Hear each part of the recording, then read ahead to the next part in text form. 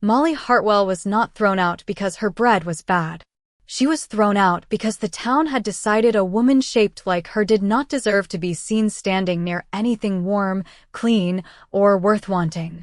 The back door of Pierce's bakery swung open hard enough to rattle the bell in the front room, and Molly stumbled down the 2 wooden steps with a torn flour sack clutched to her chest. White powder burst across her brown dress, dusting her sleeves, her apron, her cheeks, and the soft curve of her chin until she looked less like a cook and more like something the morning had tried to erase. Behind her, Mrs. Abigail Pierce stood in the doorway with her arms folded tight. "Take your hands off my flour and your shadow out of my kitchen," she said. "A woman your size eats up more profit than she earns." Molly did not answer. She had learned that some words were just stones.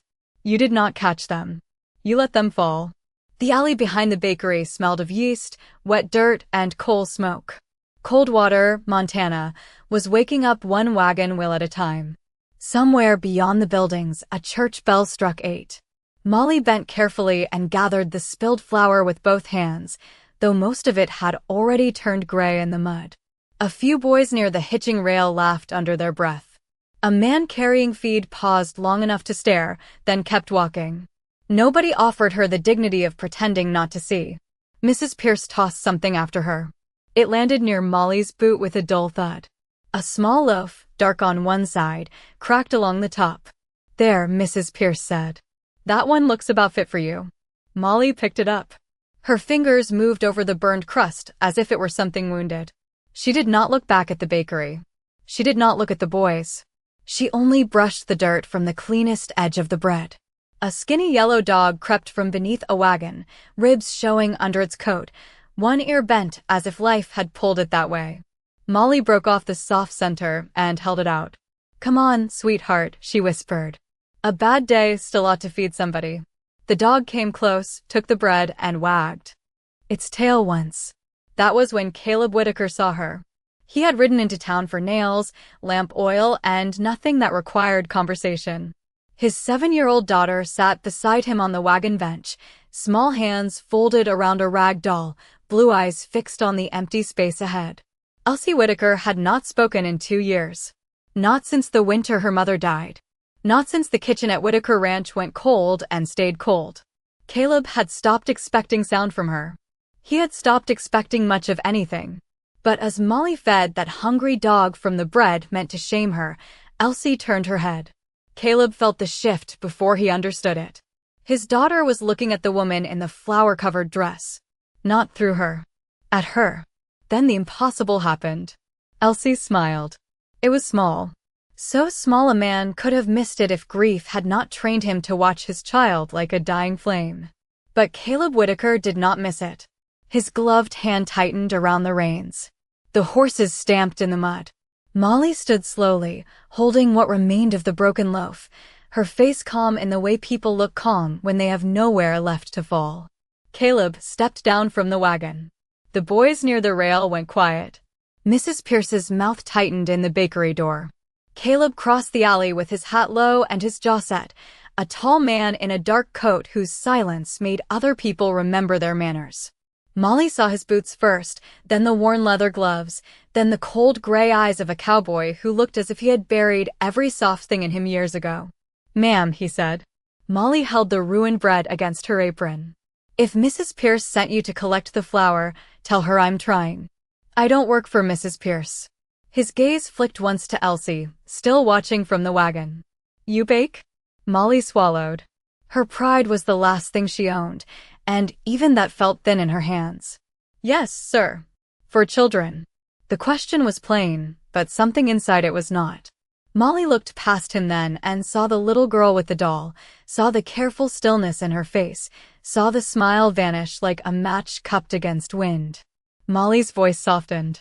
"Children usually know when bread is made kindly." Caleb stared at her for a long second. "I need a cook at my ranch." Mrs. Pierce gave a sharp laugh from the doorway.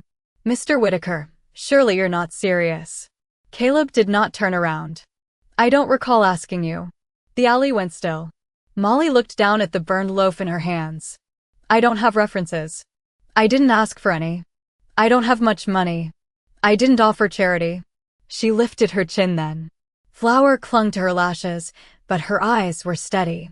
Then what are you offering? Caleb looked back at his daughter, who had not looked away from Molly once.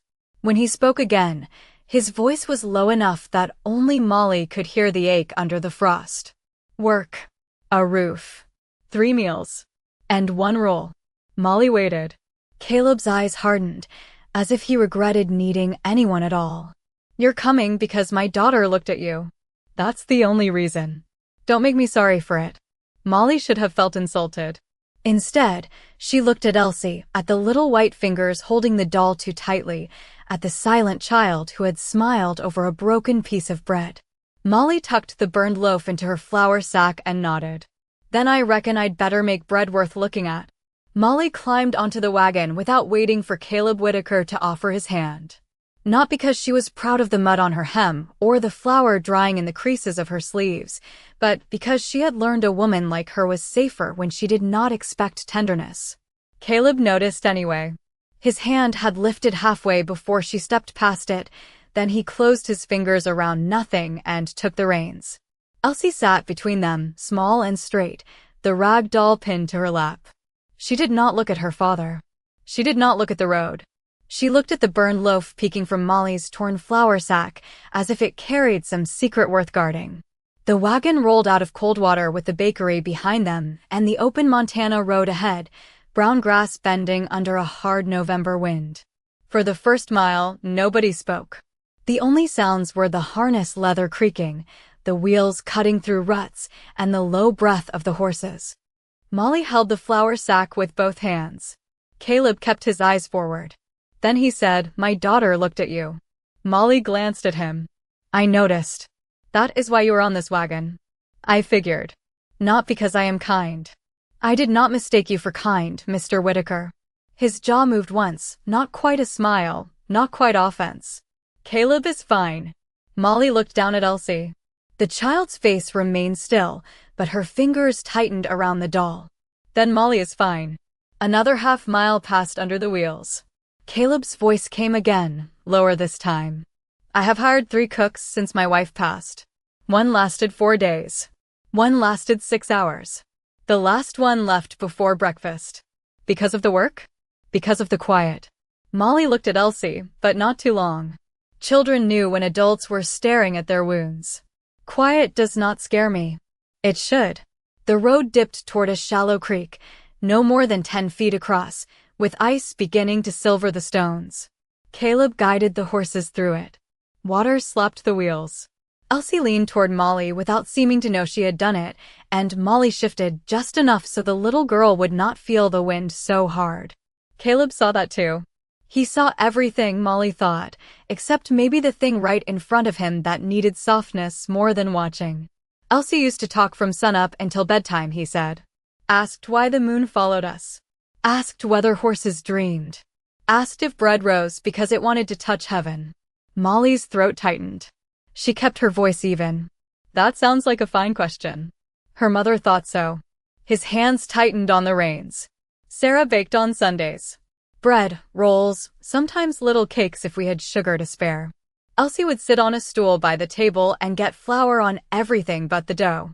The ranch came into view slowly. First the windmill, then the barn roof, then the long low house set against a line of dark pines. It should have looked strong. Instead, it looked shut. Curtains drawn. Porch swept too clean. No smoke from the main chimney, only a thin gray thread from a side stove near the washroom. Molly had seen houses like that. Houses where grief had not left, only settled into the furniture. What happened? She asked before she could stop herself. Caleb's eyes stayed on the road. Fever. Molly waited. He gave nothing more. Then Elsie made a sound. Not a word.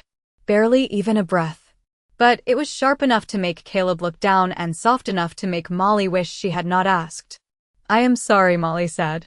I did not mean to step where I had no right. Caleb pulled the wagon to a halt near the porch. For a moment he did not move. The horses blew steam into the cold. The house stood silent before them. The kitchen was the last place Elsie saw her mother standing, he said. After that, she stopped speaking. Stopped smiling. stopped eating anything that came out of that room. Molly looked toward the dark kitchen window. Behind the glass, something white hung from a peg. An apron, maybe. Or a ghost made of cotton. Caleb stepped down and finally faced her. You will sleep in the storage room by the back hall. You will use the small stove in the washroom. The main kitchen stays closed. Molly nodded once. Yes, sir. Do not push her to talk.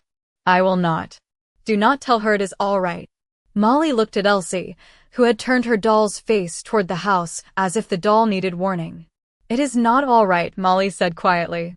Caleb studied her then, really studied her, flour on her coat, mud on her skirt, burned bread in her sack, pride still standing where comfort should have been. His voice hardened again, like a door closing before the warmth could get out. And if you hurt her, if you make one promise you cannot keep, if you bring trouble to my door, I will take you back to town before sunrise. Molly climbed down from the wagon and set both feet on Whitaker land. The wind pushed at her dress. The cold house waited. Elsie watched her from the wagon bench with those silent blue eyes. Molly lifted the flour sack against her chest and answered the only way she knew how. Then I will start with supper, and I will not promise anything except that no child in this house will go hungry tonight. Molly did not see the locked kitchen first. She felt it. The house had a strange shape to its silence, as if every room had learned to hold its breath around one closed door. Caleb carried her flour sack inside without asking, then set it on a bench near the back hall. Washroom stove is through there, he said, pointing past a narrow doorway. Wood is stacked outside. Pump is behind the barn. Pantry is limited. Beans, potatoes, salt pork, cornmeal, a little coffee. Molly looked toward the larger door at the end of the hall. It had a brass keyhole, a clean threshold, and no dust on the knob, which meant someone touched it often without opening it. That is the kitchen? Caleb's face changed by not changing at all. That room is not yours. Elsie stood behind him with her doll against her chest. Her eyes went to the door, then away fast. Molly nodded. Then I will use what is mine. The washroom was no proper place to cook for a ranch. It held a cracked iron stove, a washtub, 3 hooks, one narrow shelf, and a window so cloudy with old frost that the outside world looked like a memory. The stove door hung crooked. The pipe rattled in the wind. A lesser cook might have called it impossible. Molly rolled up her sleeves. Mr. Whitaker. Caleb paused in the doorway. I need a bucket, a clean cloth, and whatever pan you can spare that still remembers being useful. He looked at the stove, then at her. You sure you can make supper in here? Molly opened the stove door and tapped the hinge back into place with 2 firm fingers. I have made supper in worse places with less fire. His eyes flicked to her hands. They were broad, reddened from cold, flowers still caught beneath one nail. Hands people in town had mocked because they were not delicate. Hands that knew work. He left without another word. That evening, the washroom filled with the smell of corn cakes browning on iron and beans warming slow with onion and salt pork. Molly moved carefully in the small space, turning sideways where the wall pressed close, never sighing when her hip brushed the tub, never cursing when the stove smoked. She cleaned as she cooked. She hummed once, caught herself, and stopped. Outside the half-open door, Elsie sat on the floorboards, with her doll in her lap. She had been there for nearly 20 minutes. Molly had not called her in, had not told her to smile, had not asked what the doll's name was. She simply pinched a bit of cornmeal dough between her fingers, rolled it into a tiny ball, flattened it, and set it on a chipped saucer near the threshold.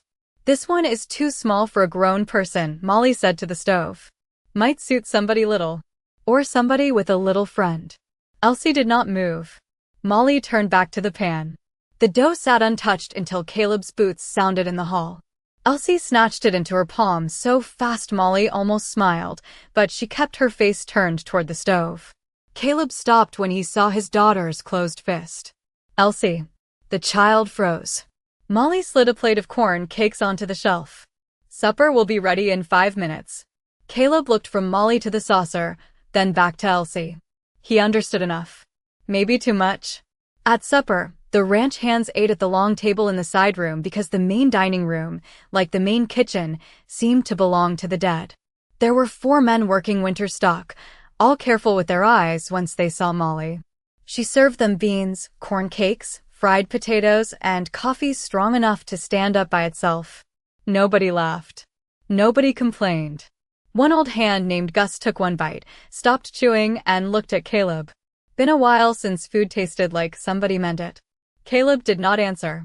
Elsie sat beside him with an empty plate. Molly placed the smallest corn cake near the child's cup and walked away before anyone could turn it into a test. Elsie stared at it. The men grew quiet without meaning to. Caleb's fingers rested on the edge of the table, still as fence wire. Elsie lifted the corn cake.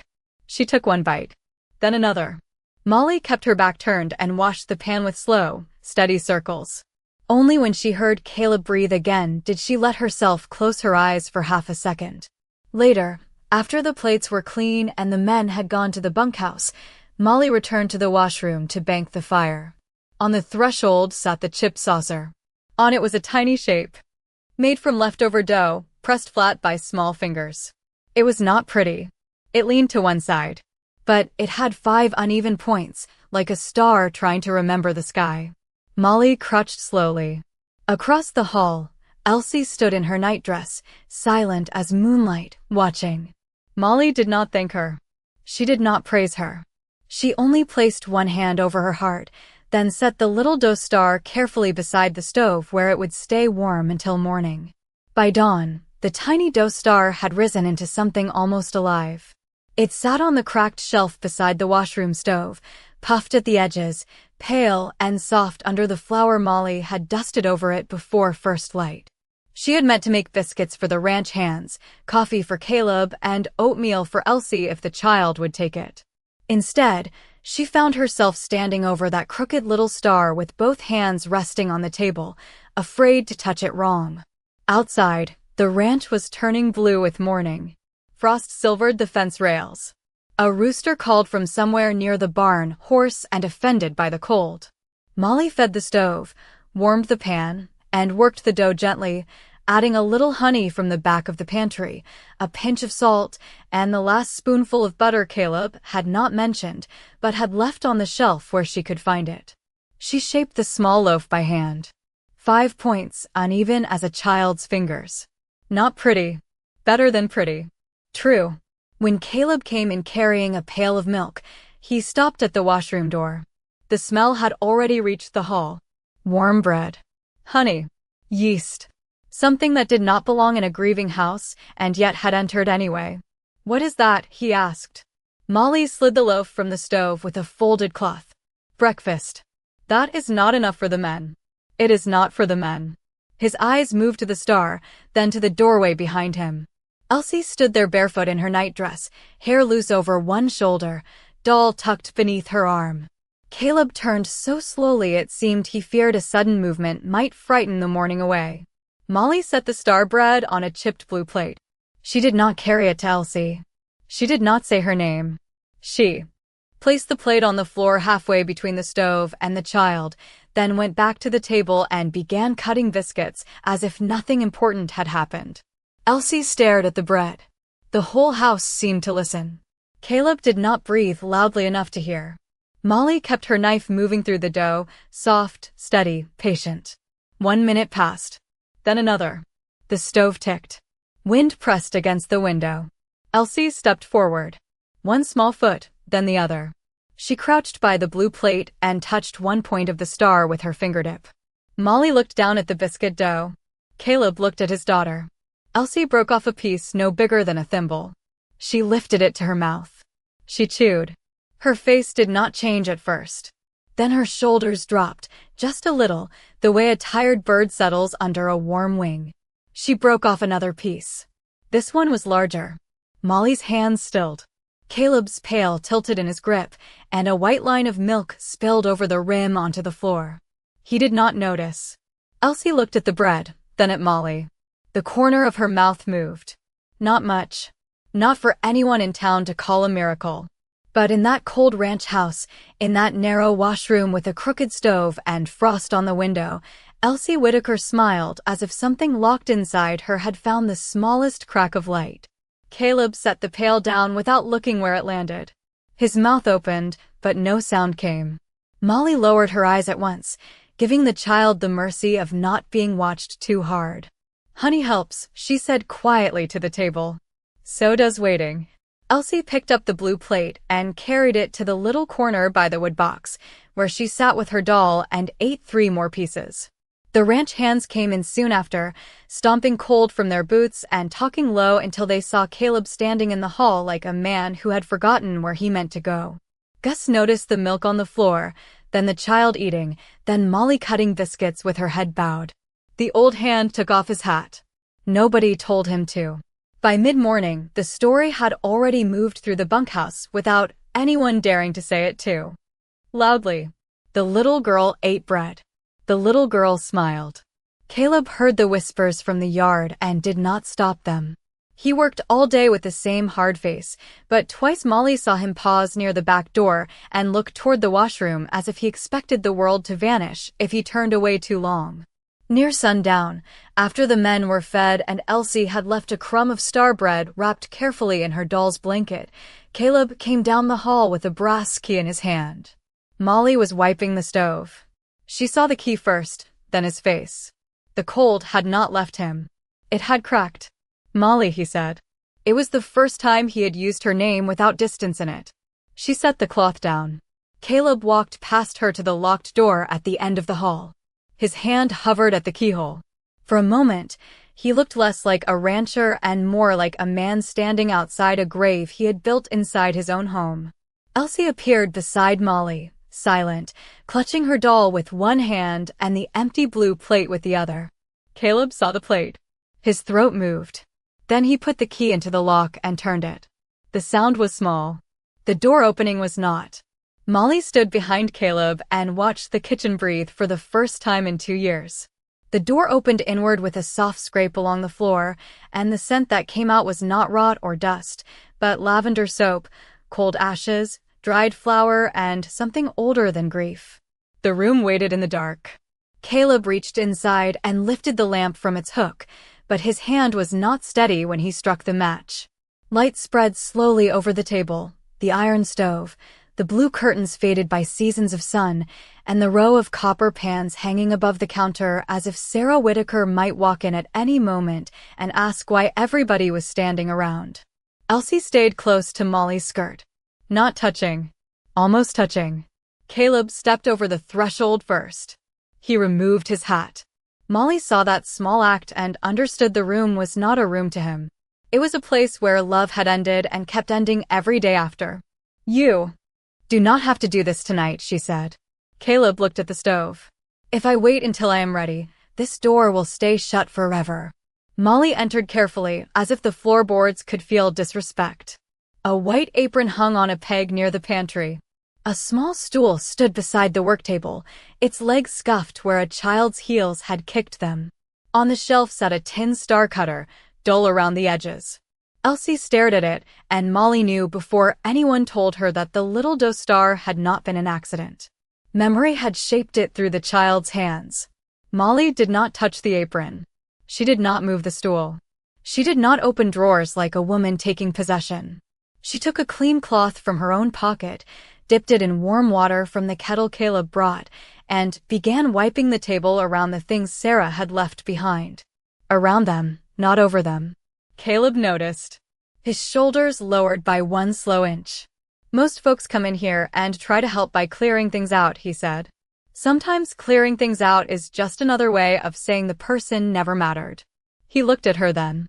The lamp made his gray eyes less cold and more tired. Molly wrung the cloth over the basin. "My mother died when I was 15. My aunt sold her sewing basket the next week. Said it was best not to cling. I would have given anything for 1 button left in the bottom." Elsie moved for the first time. She walked to the stool and put one hand on it. Caleb's breath caught, but he did not stop her.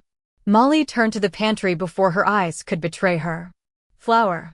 Sugar. Dried apples. A jar of yeast that had gone flat long ago. She began sorting what could be used and what could not. For an hour, they worked in a silence that did not feel empty. Caleb carried out old ashes. Molly scrubbed the stovetop. Elsie lined 3 spoons along the table, then took them away, then lined them again. When Molly found the old recipe card tucked behind a jar, she lifted it with both hands. The writing was faded but clear. Sunday honey bread. Sarah's hand, rounded and careful. Caleb stared at it as if Molly had lifted a living thing from the shelf. Put it back, he said, too fast. Molly set it down immediately. I am sorry. He pressed both hands to the table. No, I am. His voice was rough. That was the last thing she tried to make. Elsie's fingers closed around the tin star cutter. The room went still. Molly wanted to say something gentle. Instead, she reached for the broom. Gentle words were often too heavy when grief was this close to the bone.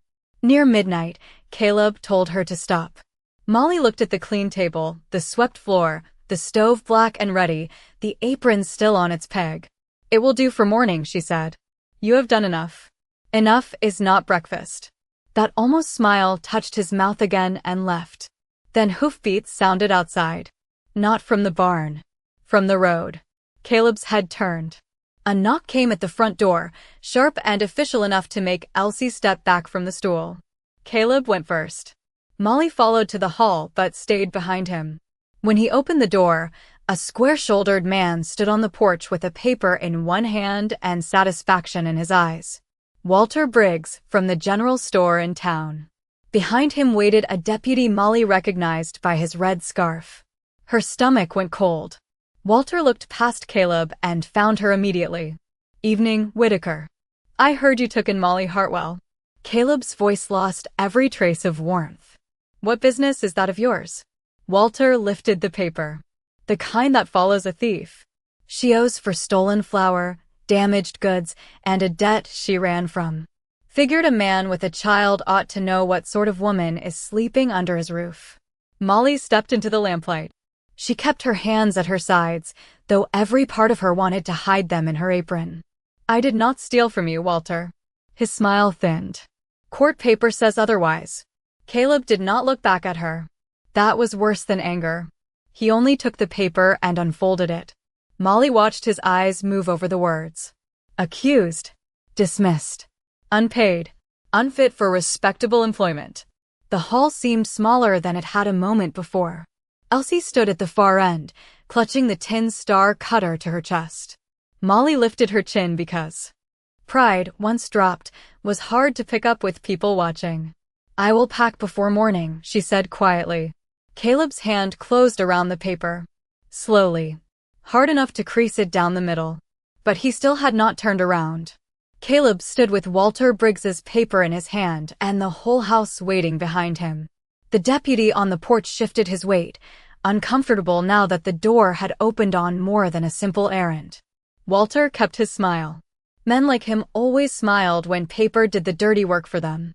You heard the woman, Walter said. She is willing to leave. Saves everybody trouble.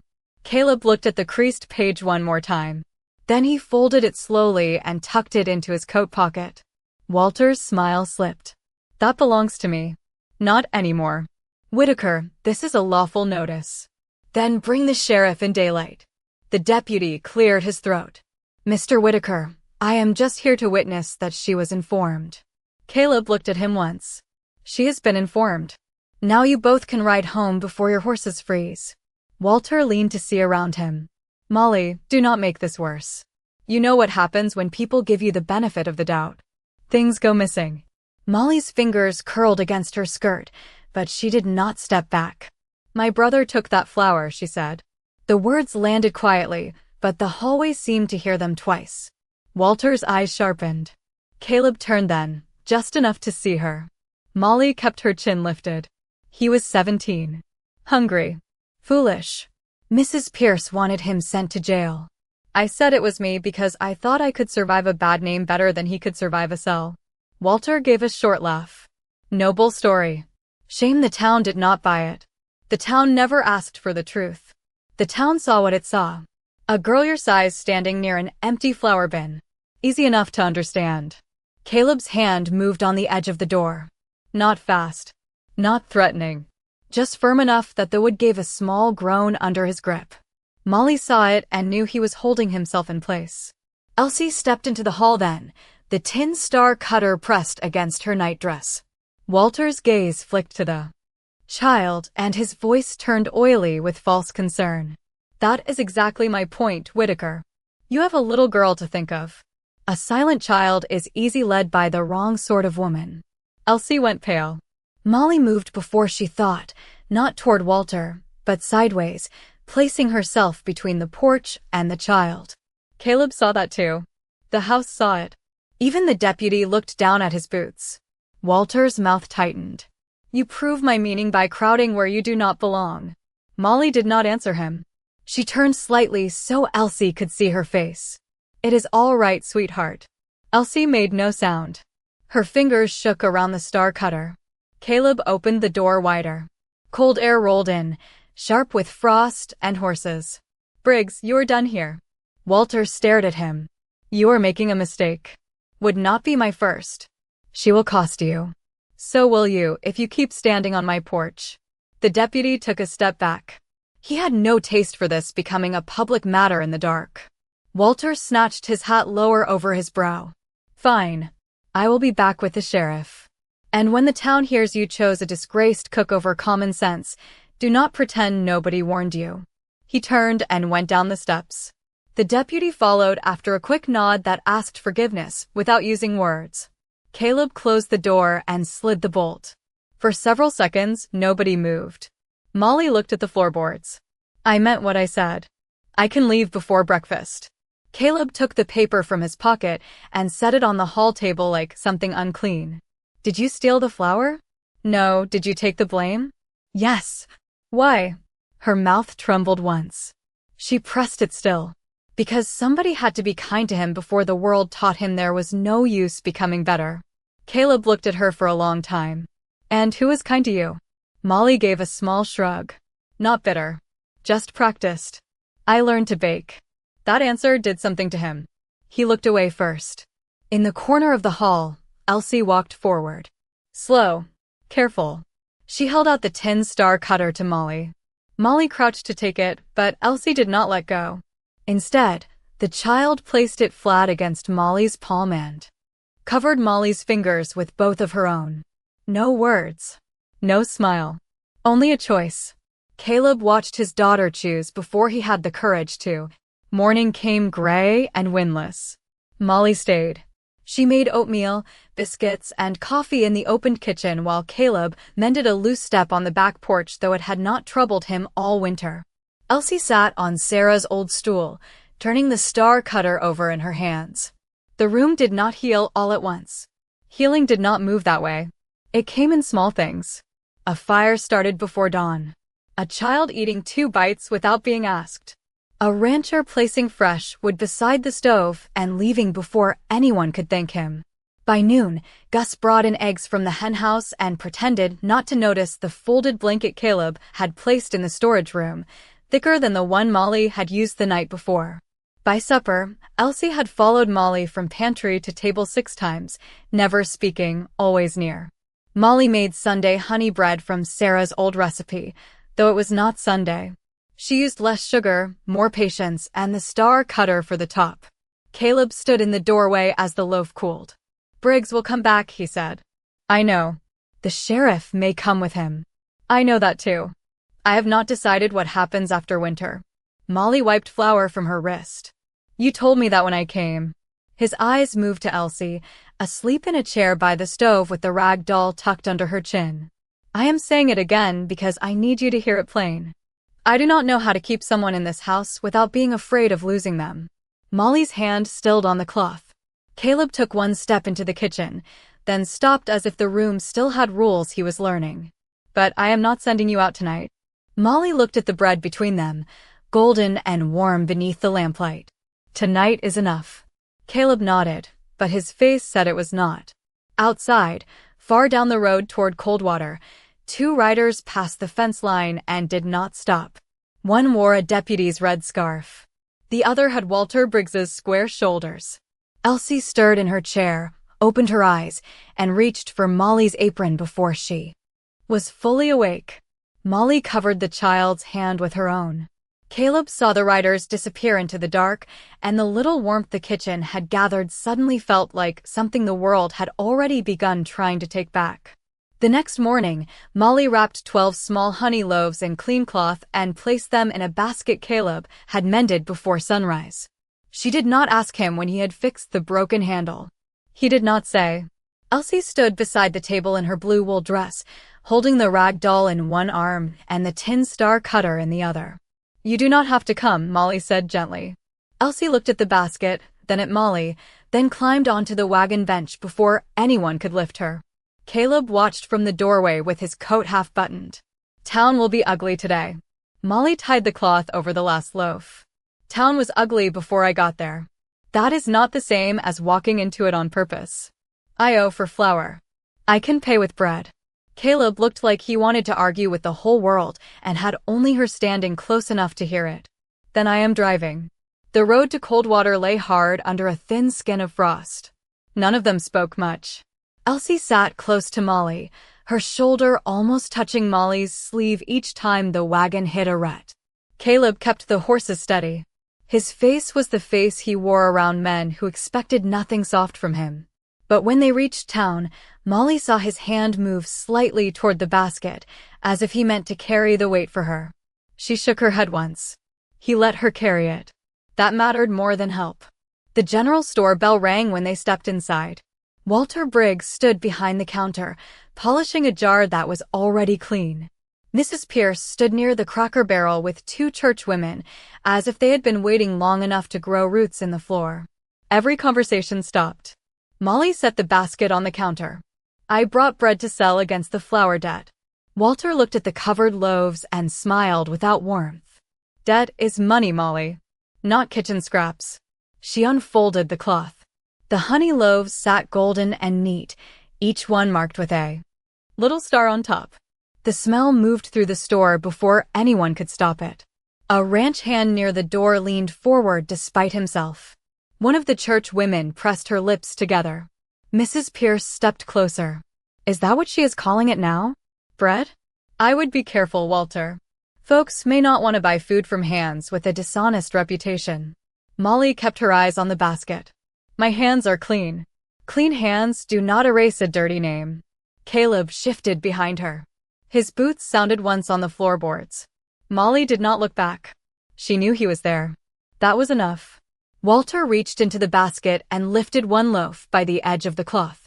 "Pretty little stars." Trying to make stolen flour look holy. Molly's face went pale, but her voice held. "That flour was paid for by work." "Your work?" Mrs. Pierce asked. "Or your appetite?" The store went terribly quiet. Caleb took one step forward. Molly turned her head just enough to stop him. "Not yet. Please, not yet." She faced the counter again. "Keep the basket.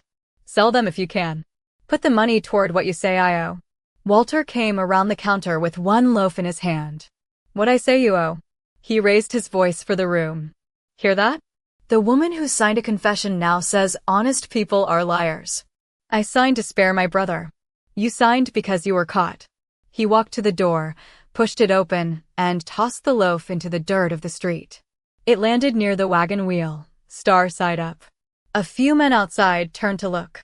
Mrs. Pierce gave a small, satisfied sound. "That is about where it belongs." Molly did not move at first. Then she walked out of the store, down the steps and into the street. Caleb followed, silent and hard as winter behind her.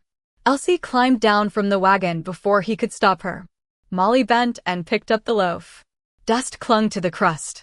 Her hands trembled once, then steadied. A boy near the hitching rail snickered. Someone across the street whispered, "Thief bread." The word spread faster than smoke. Thief bread. Curvy cook. Whitaker must be desperate. Molly stood with the ruined loaf in both hands while the town gathered in. Doorways. Elsie came to her side and reached for the bread. Molly shook her head, trying to spare the child from holding shame. Elsie took it anyway. She pressed the dusty loaf to her chest as if it were something precious. Mrs. Pierce stepped onto the boardwalk. "Mercy, even that mute child does not know better." The words struck harder than all the rest. Caleb's face changed. Molly felt it before she saw it.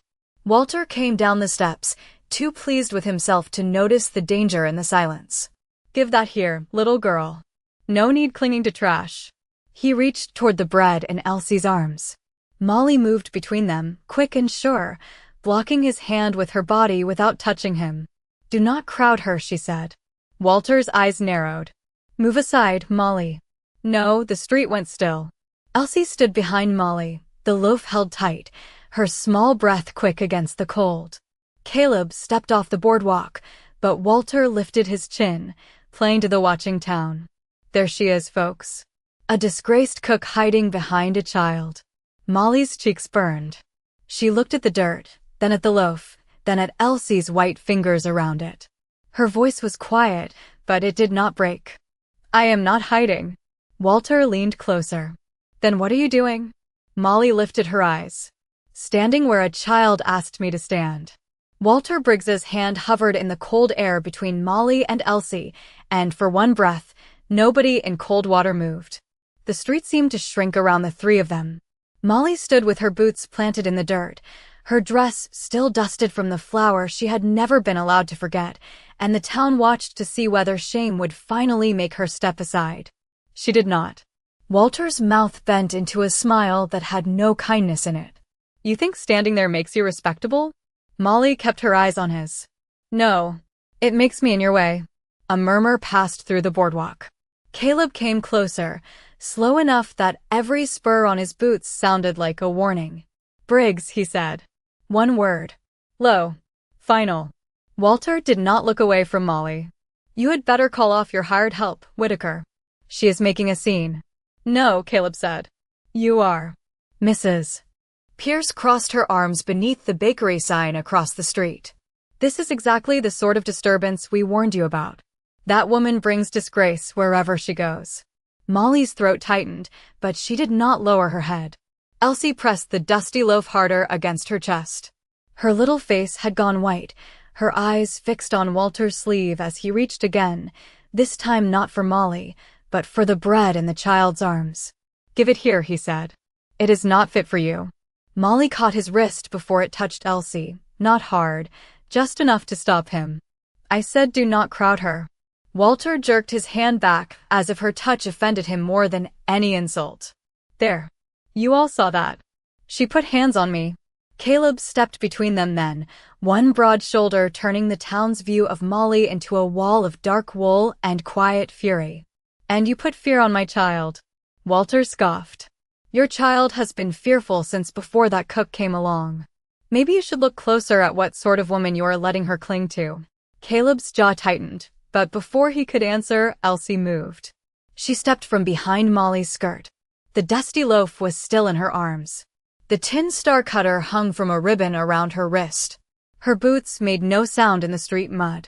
Molly turned, fear flashing across her face. "Elsie, sweetheart, stay back." The child did not. She walked until she stood beside Molly, small as a prayer and twice as brave. Walter looked down at her. "That is right. Come away from her." Elsie stared at him. Her mouth opened. Nothing came. Caleb froze. The town froze with him. Molly did not ask the child to speak. She only lowered herself to one knee in the dirt so Elsie would not have to look up so far at anybody. Molly's voice was soft enough to belong only to the child. "You do not owe them anything." Elsie looked at Molly's flour-marked face, at the hands that had made stars out of grief, at the woman who had never once demanded a word from her. Then Elsie turned back to Walter, and the silence that had held her for 2 years broke clean in the middle. "She is not bad." The words came small, rough, and trembling, but they crossed the street like church bells. A woman gasped near the mercantile. Gus, standing by the wagon, took his hat off with both hands. Caleb's face emptied of every hard thing. He looked at his daughter as if the world had just been handed back to him. Elsie swallowed, tears bright but unshed. She stepped closer to Molly and said louder, "She made the house warm." Molly covered her mouth with one hand, not to hide tears, but to hold herself together. Caleb came down on one knee beside his daughter in the cold dirt, heedless of every eye in town. "Elsie," he whispered. She looked at him then, really looked, and held up the dusty loaf. "Papa," she said, the word uneven from long disuse, "take Mama Molly home." The whole town went silent. Not polite silent. Not curious silent. The kind of silence that follows when truth walks into a room and leaves everyone else without a chair. Molly's hand dropped from her mouth. "Elsie," she breathed, shaking her head once, not refusing love, only afraid to touch it too quickly. Caleb stood slowly. He took the loaf from Elsie's hands, brushed the dirt from the crust with the care of a man handling something holy, and placed it back in Molly's basket. Then he turned to Walter, to Mrs. Pierce, to every face that had made a sport of watching a woman carry shame. His voice did not rise. It did not need to. "This woman fed my child when grief starved her. She stood in my kitchen without trying to erase my wife. She brought warmth into a house I had left cold because I was too afraid to live in it." Walter opened his mouth. Caleb lifted one hand, and the man thought better of speaking. "Anyone who calls her thief again answers to me. Anyone who mocks her size, her work, or her name does it knowing she is under my roof and under my protection." Mrs. Pierce's face went red. "You cannot mean to keep her." Caleb looked at Molly then. Not the way a man looks at help. Not the way a grieving man looks at rescue. He looked at her as if choosing was no longer something he could pretend not to do. "I do mean it." His voice softened, but the whole street still heard. "Molly. Hartwell is coming home with us." Elsie slipped one hand into Molly's and the other into Caleb's. For the first time since Sarah Whitaker died, Caleb did not flinch at the shape of a family forming in public. He simply closed his fingers around his daughter's hand and led them back toward the wagon while Coldwater stood silent behind them. Spring came to Whitaker Ranch quietly, then all at once. Snow pulled back from the fence posts. Mud softened the road to Coldwater. Grass showed in small green stitches along the pasture, and every morning smoke rose from the kitchen chimney before the sun cleared the pines. Molly no longer cooked in the washroom. The little cracked stove sat cold now, holding only a folded cloth and the memory of the first star bread. The main kitchen had become the heart of the house again, not because grief had vanished, but because it had finally made room at the table. Sarah's apron still hung on its peg. Her recipe card stayed on the shelf. The small stool remained beside the work table, but now Elsie sat on it with flour on her sleeves and words returning one by one like birds after winter. Some mornings she only said butter. Some afternoons she whispered again when Molly showed her how to fold dough. On Sundays, she asked for star bread, and every time she did, Caleb turned away for a moment and pretended the fire needed tending. Molly saw. She never spoke of it. She had learned that a man like Caleb did not hide feeling because he had none. He hid it because once it started moving, it took everything in him to stand still. The town did not change overnight. Mrs. Pierce no longer crossed the street to insult Molly, but she watched from bakery windows with a mouth as tight as a tide sack. Walter Briggs sent one more paper, then thought better of sending another after the sheriff came to the ranch, ate 2 slices of Molly's honey bread, and told Caleb the matter looked smaller than gossip had made it. Molly paid what she believed was fair for the flour, not because Walter deserved peace, but because she did. After that, Coldwater found other things to talk about. At the ranch, the men stopped calling her Miss Hartwell and started calling her Miss Molly. Gus brought in apples from a peddler because he said the kitchen looked like it had pie in its future. Caleb fixed the pantry shelves, then the back step, then the loose window frame above the sink, repairing every small thing that had been left broken when the house was only a place to sleep. One evening in May, Molly found a new white apron folded on the kitchen table. It was plain cotton with blue thread along the hem, and across the pocket, stitched in neat uneven letters, was her name. Molly. Not cook. Not hired help. Not the woman from town. Just Molly. She touched the letters once. Caleb stood in the doorway with his hat in both hands, looking almost angry at how much hope frightened him. "Elsie helped," he said. From the pantry, Elsie called, "I did the M." Molly laughed softly, and the sound filled the room with more warmth than the stove. Caleb looked at her as if that sound had settled something in him. "I need to say a thing," he said. Molly folded her hands around the apron. "Then say it plain." He stepped into the kitchen. Not to the edge. Not halfway. All the way in. I hired you because my daughter smiled at you. I told myself that was all it was. Elsie peeked around the pantry door, but neither of them told her to leave. This house had carried enough secrets. Caleb rested one hand on the back of Sarah's old chair, gentle, respectful, and then let it go. I thought this house needed bread. I was wrong. Molly's eyes shone, but she did not look away. Caleb crossed the last few feet and placed a small carved wooden box on the table. Inside was a simple silver ring, polished bright, nothing fancy, nothing borrowed from the past. It needed you, he said. The kitchen went very still. Outside, a horse called from the pasture. Somewhere near the stove, Doe rose under a clean towel. Elsie came to Molly's side and slid her floury fingers into Molly's hand. You can say yes, she whispered, as if giving permission to the whole world. Molly looked at Caleb, at the man who had once stood colder than the Montana wind, now waiting with his heart in his hands and no rifle, no wall, no locked door between them. I will not replace Sarah, Molly said. Caleb shook his head. I would never ask you to. And I will not be kept out of pity. No, his voice was rough. You will be loved because you are loved. Molly closed her eyes for one breath, then opened them and nodded. Caleb did not grab her. He did not sweep her into anything dramatic. He simply took her hand, careful as if trust were warm bread that could bruise if handled wrong, and slipped the ring onto her finger. Elsie laughed then, loud and bright, a sound so full the ranch hands stopped outside the open window to hear it. Gus removed his hat again. Caleb looked toward the sound of his daughter's laughter, then back at Molly, and the last of the old winter left his face. That evening, they ate supper with the windows open. Star Bread sat in the center of the table. Elsie told a long story about a horse that wanted to sleep in the pantry, and Caleb listened to every word like a man counting blessings by the syllable. Molly poured coffee, cut bread, and watched the room glow in lamplight. She had come to the ranch with a burned loaf, a torn flour sack, and a name people had tried to make small. Now her name was stitched on an apron, spoken by a child, held in a man's quiet vow, and written into the daily life of a house that no longer held its breath. Later, when the dishes were washed and the fire settled low, Caleb stood beside Molly on the porch. Elsie's laughter drifted from the kitchen